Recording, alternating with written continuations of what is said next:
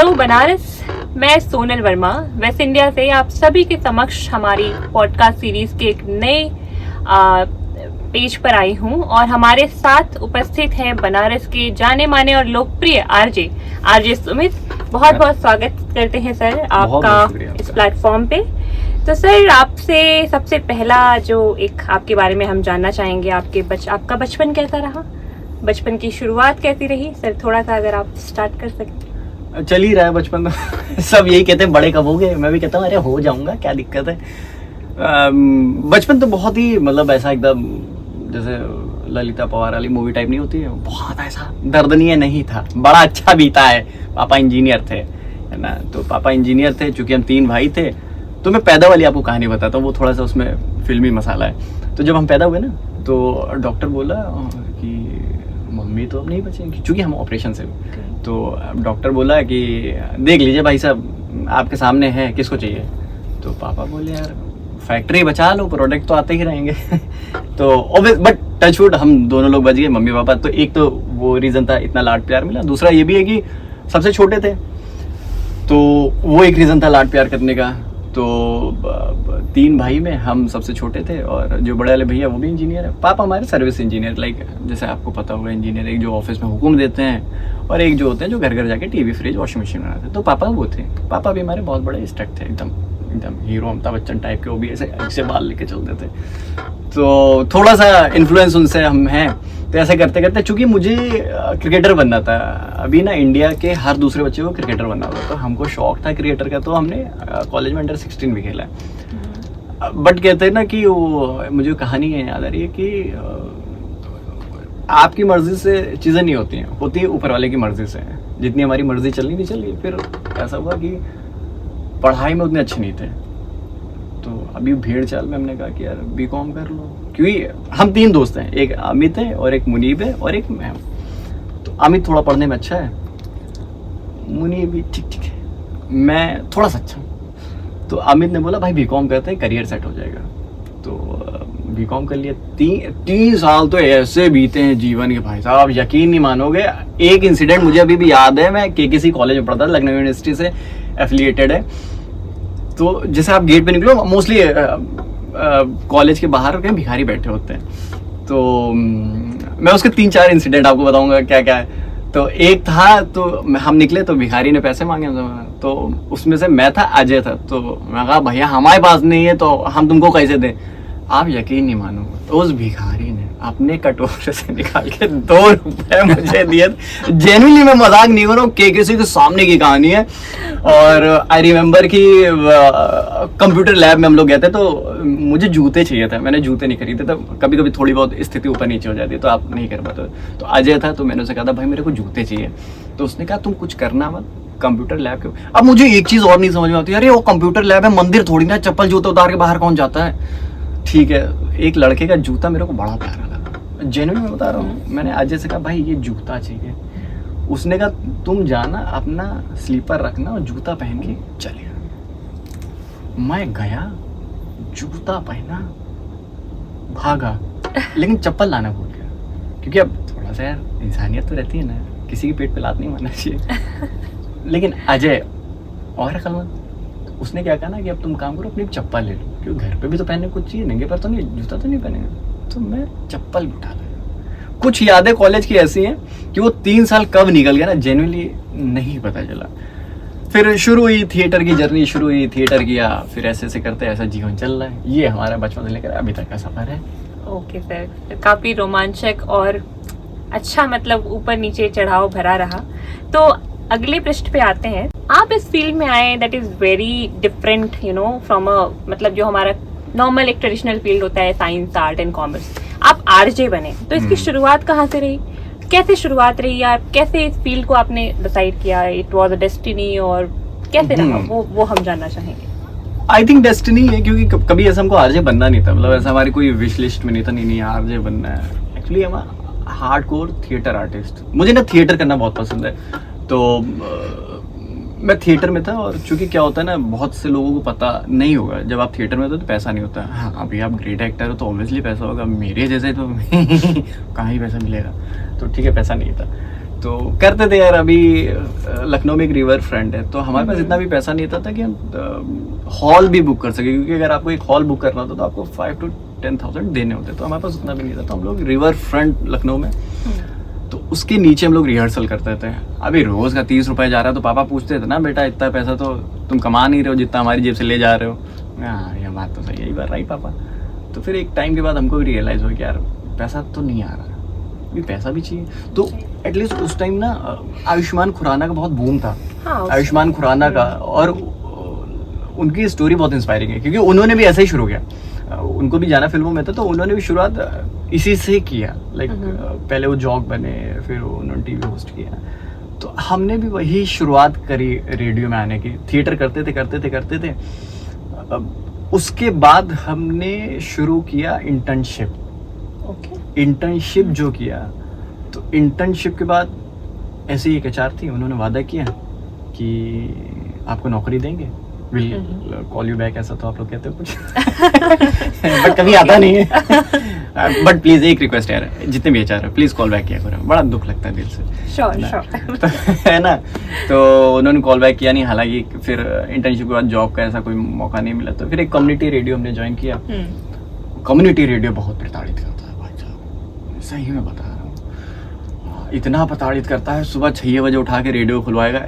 आप सोचो, आप दुकान पे वो वर्कर हो जो सुबह आके दुकान का शटर खोले, दुकान का शटर बंद करे और पैसा कुछ ना पाए। कम्युनिटी का ये हाल था। इतना दिहाड़ी मजदूरी उन्होंने कराई, बट अनफॉर्चुनेटली सीखने को उतना नहीं मिला जितना मुझे लगा था कि सीखेंगे, क्योंकि सारा काम करना पड़ता था। यहाँ पर एंट्री होते, एक रेडियो है अमेरिकन रेडियो, जो कि नोएडा में। उन्होंने आई डोंट नो, उन्होंने टैलेंट देखा, हार्डवर्क देखा, क्योंकि अमेरिका है तो इंग्लिश मांगते हैं और मैं तो कितना अच्छा इंग्लिश में सब जानते हैं, जो कि जाहिर है। I am very good in English, I can speak. तो उन्होंने हायर किया, मतलब अगर मैं यहाँ बैठा हूँ तो कहीं ना कहीं उसका 90% क्रेडिट उनको जाता है। उन्होंने हायर किया, तो वहाँ से गाड़ी शुरू हुई। फिर उसके बाद एक रेडियो है कोटा में, वहाँ ज्वाइन किया। देन मिर्ची में ये जर्नी ऐसे रेडियो में आना हुआ। तो ये रेडियो की हमारी जर्नी है। Okay, so it was quite inspiring as well, मतलब कहीं से शुरू करना और कहीं पहुंचना। तो सर एक चीज और हम ऐड करेंगे, हम सभी के जीवन में एक पॉइंट आता है जहां लगता है कि अब शायद मैं आगे ना बढ़ पाऊं, इसके आगे शायद मुझे नहीं नजर आ रहा। तो आपकी भी जर्नी में क्या ऐसा कुछ रहा कि आपको लगा नहीं, नाउ इट्स नॉट नहीं हो रहा है मुझसे, या कुछ ऐसा पॉइंट, और देन आप उससे आपने अगर आया भी तो ओवरकम कैसे किया? इसका पॉइंट मैं बताता हूँ, मैं इसी मिर्ची का ही बताता हूँ। 11 अक्टूबर 2021 मैं मिर्ची का इंटरव्यू देने गया था। मैंने जीडी राउंड क्लियर किया, पर्सनल राउंड क्लियर किया, और स्क्रिप्टिंग वाले राउंड में मैं निकाल दिया था। सेम डेट थी 11 अक्टूबर 2021 जब मिर्ची ने मुझे रिजेक्ट किया था। कट टू 11 अक्टूबर 2023 मैंने मिर्ची ज्वाइन किया था। सेम डे पर, जिस साल और जिस डेट को उन्होंने रिजेक्ट किया था, नेक्स्ट 1-1.5 साल बाद सेम डेट पर उन्होंने मुझे ज्वाइन करने के लिए बोला। तो वो जब रिजेक्शन था, क्योंकि वो दूसरा इंटरव्यू था मिर्ची का मेरा रिजेक्शन, और उस टाइम रिजेक्ट ही हो रहे थे यार। ऐसा कोई मैं तोप नहीं था कि अरे यार सब मेरे पैरों में पीछे, सुमित जी आइए आप जैसा आरजे जी, ऐसा कुछ नहीं था। कह रहे तुम्हारे जैसा तो नहीं चाहिए भाई, तुम दिखना भी मत दोबारा। तो उस टाइम ऐसा ही चल रहा था। मुझे लगता है वो जो 2021 और 22 का टाइम था ना, मुझे लगता है वो ऐसा टाइम था ना कि मतलब जेन्युइन में अगर आपको पर्सनली बताऊं तो मुझे कभी ऐसा लगता नहीं था कि आ भी पाएंगे इस फील्ड में, क्योंकि कंपटीशन इतना ज़्यादा था। और फिर थोड़ा सा चीज़ें ऐसी उथल पुथल हो गई ना लाइफ में कि समझ में नहीं आया कि कुछ हो पाएगा। तो यही था सर। अभी हमारा अगला जो एक सवाल रहेगा जो बहुत जेन्युइन है, हमारी फैमिली का सपोर्ट भी बहुत ही मैटर करता है जिस भी फील्ड में हम जाएं। तो अगर आप बताना चाहें, आपकी फैमिली, आपके सिबलिंग्स, क्या रोल रहा घर में, कैसा माहौल था, क्या था आप जो करना चाहे, जो परस्यू कर किया, तो थोड़ा उसके बारे में बताएं हमें। हाँ, मतलब सपोर्ट तो बहुत ज़्यादा था, क्योंकि अगर आपको लाइफ में कुछ करना है तो आपको सपोर्ट चाहिए। तो और बिल्कुल सबसे ज़्यादा सपोर्ट मुझे लगता है मेरी फैमिली का था, मम्मी पापा का और भैया लोगों का, क्योंकि उन्होंने बहुत सपोर्ट किया। और पापा तो हमेशा मेरे कहते थे कुछ भी कर ले भाई, क्या दिक्कत है, मैं हूँ ना। तो वो जो एटीट्यूड था ना कि कुछ भी तुम करो, लेकिन करो। तो वो जो पापा का एटीट्यूड था वो था। मैं इसमें एक टाइम पीरियड था जहाँ पर मतलब मुझे ऐसा लगा कि पहली बार पापा को मेरी ज़रूरत पड़ी है, क्योंकि हम लोग जिस बैकग्राउंड से आते हैं, मैं जिस बैकग्राउंड से आता हूँ उतना अच्छा नहीं है, थोड़ा सा हम लोग फाइनेंशियली इतने स्ट्रॉन्ग नहीं। तो I started working in 8th class, from 8th class. तो पहले मैं 8th क्लास में, मेरे एक अंकल हैं तो उनकी शॉप हुआ करती थी AC फ्रिज और रेफ्रिजरेशन की। तो हम उनके साथ बैठते थे, तो उनके साथ काम करते थे, तो दिन का 50 रुपये देते थे। लाइक ऐसा नहीं कि मैं ही काम नहीं करता, तो भैया लोग भी उसमें जुड़ गए थे। तो जैसे हम कॉलेज से, स्कूल से 2:30-3 बजे आ जाते थे, तो उसके बाद हम वो चाचा के साथ चले जाते थे काम करने, तो दिन का 50 रुपये देते। तो और एक टाइम था जब 50 रुपये मतलब बहुत ज़्यादा होता है, मतलब हाँ बहुत ज़्यादा होता है उस टाइम। तो उनके साथ काम करते थे हर दिन, कभी 30 रुपये कभी 50 रुपये मिलते थे। तो हम लोग अपनी फेवरेट चीज़ खा लेते थे, कभी कोल्ड ड्रिंक बहुत ज़्यादा मन होता था, ये होता था, क्रिकेट बॉल ले आते थे। तो 8th 9th में ये था। फिर मैंने 10th में बोर्ड के एग्ज़ाम पर मैंने एक भैया थे उनके साथ ज्वाइन किया था प्रॉपर, मतलब एक साथ 1-2 महीने मैं प्रॉपर उनके साथ रहा। तो हम लोग AC लगाते थे, जैसे कई बैंक्स हैं जिनमें मैंने पर्सनली खुद AC लगाई है, जैसे कानपुर के कुछ बैंक है, वहाँ जाकर मैंने पर्सनली AC लगाई। लखनऊ के कुछ बैंक्स हैं जहाँ पर्सनली मैंने AC लगाई। और ऐसा नहीं कि मुझे बुरा लगता, मुझे खुशी लगती है जब मैं देखता हूँ, मैं कहता हूँ अरे इस बैंक में तो मेरे लगाई हुई AC चल रही है। तो आई फील प्राउड, मुझे ऐसा लगता है। और ये बात थी जब हम पापा वाली, जब पापा को लगा, मतलब मुझे ऐसा लगा ये पापा को ज़रूरत है। वो टाइम था जब पापा का एक्सीडेंट हुआ था हमारा। अगर जो लोग लखनऊ में होंगे तो उनको पता होगा, एक शहीद पथ है, और शहीद पथ पे एक्सीडेंट होने का मतलब लाइक आपके बहुत अच्छे कर्म होंगे भाई जीवन में, तभी आप बचे हो। अदरवाइज मुझे नहीं लगता, अगर 100% में 0.1% लोग होते हैं जो बचते हैं। थी किस्मत थी पापा की, तो पीछे से कार वाले ने पापा को टक्कर मारा, तो पापा का बैग जो है वो लाइक डॉक्टर ने बोला कि देख लीजिए अगर चल पाते हैं तो ठीक है, अदरवाइज वो टाइम था थोड़ा सा मामला डामाडोल सा लगा। हमारा कॉलेज भी चल रहा था, क्योंकि पापा थे जो ब्रेड एंड बटर कमाने वाले थे। तो अभी आपको भी पता है यार, मिडिल क्लास फैमिली में आप हो, और आपको पता है अगर एक आदमी कमाने वाला है और 4 खाने वाले हैं, तो अगर उस पर कुछ हो जाएगा तो फिर यही होता ना कि हे भगवान बस। तो डॉक्टर ने तो पापा को बोल दिया 6-7 महीने आप बेड रेस्ट करिए। वो टाइम पीरियड था तब जब थोड़ा सा लगा कि यार अब शायद वो तो नहीं हो पाएगा जो करना चाहते हैं, बट ये भी था कि चलो ठीक है यार, भगवान की मर्जी, कुछ तो हो ही जाएगा अच्छा। मतलब हमको लगता है कि हो ही जाता है कुछ ना कुछ अच्छा आपका। उस टाइम फिर हमने डिलीवरी का काम पकड़ा, लाइक 2:30-3 बजे कॉलेज से आते थे। उसमें मेरा एक दोस्त था, चूँकि हमारे पास बाइक नहीं हुआ करती थी, एक ही स्कूटी थी घर में उस टाइम, तो पापा वो स्कूटी चलाते, तो दोस्त की बाइक थी। तो हम लोग कॉलेज से वहाँ तब टांगे लेकर चल रहे हैं और उसको लेकर चल रहे हैं, करते थे 2:30 बजे बैग उठाया, फिर रात तक हम लोग सामान डिलीवर कर रहे हैं। और आपको पता है, मतलब पर्सनली मेरा भी कहना है, जैसे जो लोग सुन रहे हैं, जो लोग जान रहे हैं, जब भी आपके वहाँ कोई डिलीवरी वाला बॉय है ना, उसको प्लीज़ ट्रीट अच्छा किया करो, वो भी इंसान ही है। मतलब मैं पर्सनली आपको बता रहा हूँ, वो टाइम फेज था जब हमको लगा कि यार अब तो कुछ नहीं, अब शायद लाइफ इसी सर्कल में उलट के रहे। बट अनफॉर्चुनेटली, या कहें फॉर्चुनेटली, वो चीज़ें हुई।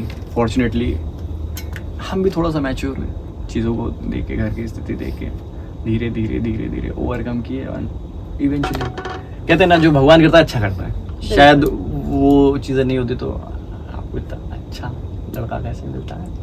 बिल्कुल सही बात है। तो आपकी जर्नी एक्चुअली इंस्पायरिंग है, जो भी चीज़ें रहीं, और आपने सार्जे और एंटरटेनमेंट के फील्ड में आप बहुत ही डिफरेंट फील्ड में आए। तो यहाँ पर आने के लिए भी जैसे नॉर्मली हमें कुछ मतलब जानते हैं कुछ कोर्सेज होते हैं जैसे मास कॉम और समथिंग, तो आपको यहाँ पर आने के लिए कोई अलग से आपने स्किल डेवलपमेंट सीखा था, कुछ कोर्स किए थे, कोई डिग्री ली थी, क्या सीखा आपने as an being to start your career as an RJ? I think 2 चीज़ें आपको, अगर आप इस फील्ड में पर्टिकुलर आना चाहते हो, 2 चीज़ कोशिश करो, आप ज़रूर करो। एक मास कम्युनिकेशन करो, दूसरी चीज़ इंटर्नशिप करो। और कभी अगर आपको कोई बोले ना कि आपको हम 3 महीने में आरजे बना देंगे, तो प्लीज़ मत जाइएगा। आरजे आपको कोई नहीं बना सकता, इस दुनिया में कोई नहीं बना सकता आरजे। और एक चीज और, कभी ये मत बोलो कि मुझे आरजे बनना है। आपको सिर्फ काम चाहिए, आप आरजे हो, आपको सिर्फ काम चाहिए। जिस दिन आप ये बोलोगे मुझे आरजे बनना है तो फिर बहुत पीछे रह जाओगे। आप बोलोगे मुझे काम चाहिए, कभी किसी इंस्टीट्यूट में मत जाइएगा जो आपको 3 महीने में आरजे बना रहे हैं। कोशिश करिएगा आप पोस्ट ग्रेजुएशन या ग्रेजुएशन मास कम्युनिकेशन में करिए, और इंटर्नशिप जो कि आपको प्रैक्टिकली सिखाते हैं, क्योंकि यहाँ प्रैक्टिकल की ज़रूरत होती है, थ्योरी की नहीं। तो ये 2 चीज़ें मैंडेटरी हैं इस फील्ड में आने के लिए। और एक और पॉइंट ऐड करूँगा, लोगों को लगता है कि जो बहुत ज़्यादा बोलता है वो बहुत अच्छा आरजे होते हैं।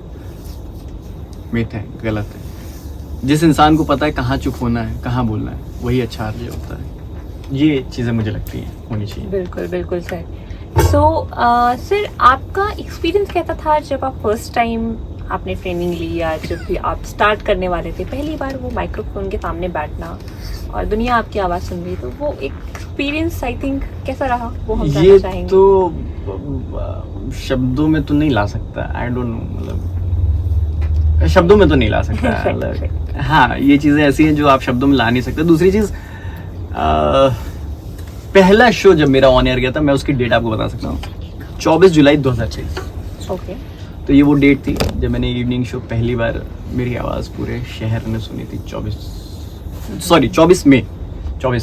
तो ये वो डेट थी जब पहली बार मेरी आवाज़ पूरे शहर ने सुनी। और अब कैसा लगा, तो अब ये तो फिर मैं कैसे बताऊँ, ये तो आप लोग बताओगे ना, आप लोग सुनते हो, मैं कैसे बताऊँ। सर बिल्कुल अच्छा लगता है, बनारस की जनता को बहुत अच्छा लगता है आपको सुनना, तो ऑब्वियसली बहुत ही अच्छे आरजे एज इन हमें मिले हैं बनारस के।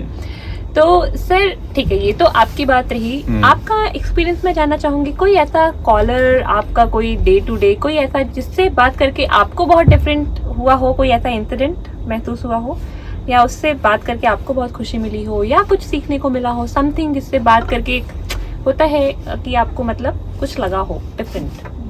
अब डिफरेंट का तो नहीं पता। एक कॉलर है, वो ब्लाइंड है, आई डोंट नो कैसे कॉल करते हैं, मुझे भी नहीं पता।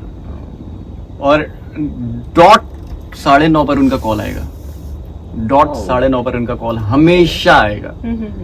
संडे छोड़ देंगे तो हर दिन वो कॉल करते हैं। ग्रेट। और वो ब्लाइंड है, पता नहीं, अब माइट भी वो सबको करते हैं कि नहीं करते हैं मुझे नहीं पता, बट करते हैं तो बड़ा अच्छा लगता है।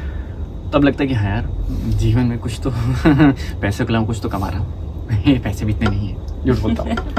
तो सर इसी बात पे एक और क्वेश्चन रहेगा। सैलरी बहुत कम है। अच्छा नहीं, आप पूछो नहीं, इसलिए मैंने पहले बता दिया। नहीं, दैट्स फाइन। आई थिंक बहुत सारी चीजें हैं जो सेटिस्फैक्शन देती हैं अपार्ट फ्रॉम दीस थिंग्स। तो आई थिंक ये सब कहने की बातें होती हैं, घर सेटिस्फैक्शन से नहीं, पैसे से चलता है भाई। ओके, तो सॉरी, कंटिन्यू। या सो आई थिंक नेक्स्ट क्वेश्चन मेरा इसी पे बेस्ड रहेगा कि जैसे कभी आपकी तारीफ, मतलब हम कहते हैं वैलिडेशन, जब आपको कभी कोई तारीफ करता है कि हाँ, तो आपको कैसा महसूस होता है? अभी थैंक यू के बाद क्या बोला जाता है, वही वाला हाल है कि तारीफ करेंगे तो क्या बोलूं। अब ये तो नहीं कह सकता कि सर आप तारीफ नहीं, थोड़ा सा पैसा कर दो, ये QR कोड है। नहीं हो मतलब मुझे नहीं समझ में आता। जब आपसे जैसे आप कोई कॉलर आपको मिलता है, आरजे की तरह से बात करता है, and you are like able to give the answer और समथिंग, मतलब अभी तारीफ का कैसे कभी समझ में नहीं आता कि तारीफ का जैसे मुझे, मतलब मैं एक ही इंसान की तारीफ का भूखा हूँ। जिस दिन वो शायद करेंगे तो शायद मैं कुछ बोल पाऊंगा। मेरे पापा हैं, क्योंकि उनसे बढ़िया क्रिटिक्स अभी तक मेरी लाइफ में नहीं, क्योंकि उन्होंने हर फेज पर मुझे क्रिटिसाइज किया। मतलब मैं अगर शो करता हूँ तो मैं उनको लिंक जरूर भेजता हूँ कि पापा ये कैसा है, हाँ मजा नहीं आ रहा है। आई नो उनको कभी नहीं आया, क्योंकि पापा पापा इज बीइंग पापा। हाँ, पापा इज बीइंग पापा। मम्मी, अरे हाँ भैया बहुत बढ़िया कर रहा था भाई, ये देखो मम्मी यार, हमारे हिसाब से तो मैं राजा बेटा ही हूँ। ये तो बाहर जाके पता चला राजा बेटा होते हैं। हाँ, कि हर मम्मी का बेटा राजा बेटा है। ये नहीं बताएगा कि कुली है। खैर, ये तो होता रहता है। पापा का वैलिडेशन चाहिए। बिल्कुल बिल्कुल बिल्कुल। सो अभी एक क्वेश्चन मेरे दिमाग में ये भी आ रहा था, बिकॉज यू आर यंग, और आपको देखकर, आपको सुनकर बहुत सारे जो यूथ हैं जो इस फील्ड में आना चाहते हैं, वो भी मतलब कई सारी कठिनाइयों का मतलब सामना करते हैं। आज का यूथ, उनके जो प्रॉब्लम्स हैं, इश्यूज हैं, वो डिफरेंट है पहले के यूथ से। बहुत सारी चीज़ों से हम एक साथ जो है कि जूझते हैं। एंड आई थिंक एंटरटेनमेंट और मीडिया की जो दुनिया होती है वो अपने आप में ही एक डिफरेंट फील्ड है, तो आप अगर मैं आपसे पूछना चाहूँ तो आप उन्हें क्या सलाह देना चाहेंगे कि मतलब क्या कॉन्सिक्वेंसेस आ सकते हैं उनके सामने, कैसे उनसे फाइट करें? कॉन्सिक्वेंसेस कुछ नहीं होते हैं, like if you are able to breathe, if you are able to walk, and अगर आप सब कुछ कर सकते हो, ठीक है, जब तक ये सब चीज़ें हैं, जब तक आप एकदम स्वस्थ हो, तंदुरुस्त हो, तब तक लाइफ में सारी पॉसिबिलिटीज। लाइक ये नहीं कि मैं 10 किलोमीटर चल कर आ रहा है, दिस इज नॉट स्ट्रगल भाई, ये वो है कि केक के ऊपर चेरी लगाने वाली बात है। स्ट्रगल वो होता है कि जहाँ पर आपको खाने को ना हो, ठीक है, आपको पहनने का ना हो, आपका शरीर ना काम करे, स्ट्रगल एक्चुअल में वो होता है। तो कोशिश करो कि दुखड़ा मत रो, है ना, ऐसा इंस्टाग्रामर मत ही बनो कि राइट। हर, मुझे लगता है जो भी प्रॉब्लम होती है ना, वो आई थिंक अपॉर्चुनिटी होती है, तो वो सब अपॉर्चुनिटी है, तो उनको क्रैक करिए, यही मैं कहना चाहूँगा सबको। तो सर इसी क्वेश्चन से एक स्टेप आगे का एक क्वेरी है कि आज के ज़माने में एज एन यूथ हमें क्रिटिसिज्म को कैसे लेना चाहिए? आप क्रिटिसिज्म को कैसे लेते हो? एंड कोई एक ऐसा, इसका सेकेंड पार्ट ये रहेगा, कोई ऐसा विचार या मंत्र आपका हो जो आपको हर चीज़ से ओवरकम करने का पावर दे रहा हो कि हाँ मुझे इससे ऐसे जूझना है या आगे बढ़ना है? सिंपल सा, 2 कान क्यों दिए भगवान ने? एक से सुनो, एक से निकाल दो, सिंपल। जीवन में कभी लोड नहीं लेने का किसी चीज से, कभी नहीं लेने का, कुछ भी हो। अरे तुम कैसे बताओगे भाई, काम तो हम कर रहे हैं ना, हमको पता है, ठीक है, चलो क्रिटिक्स भी, अब मुझे लगता है जिनके पास कुछ नहीं काम नहीं होता यही कर देते हैं, यूट्यूब पे एक तो चैनल खोल देंगे, क्रिटिक्स बन जाएंगे, और कोई काम नहीं होता। और चलो ठीक है, अगर आपको इतना लगता है कि यार नहीं उसने कहा, ठीक है, उसने जो बुरा कहा फिर आप उसको सुधार लो, सबसे सिंपल बात है। लोड जीवन में लेना ही नहीं है, इसके लिए तो फिर 4 लोग हैं ना जो बोलते हैं।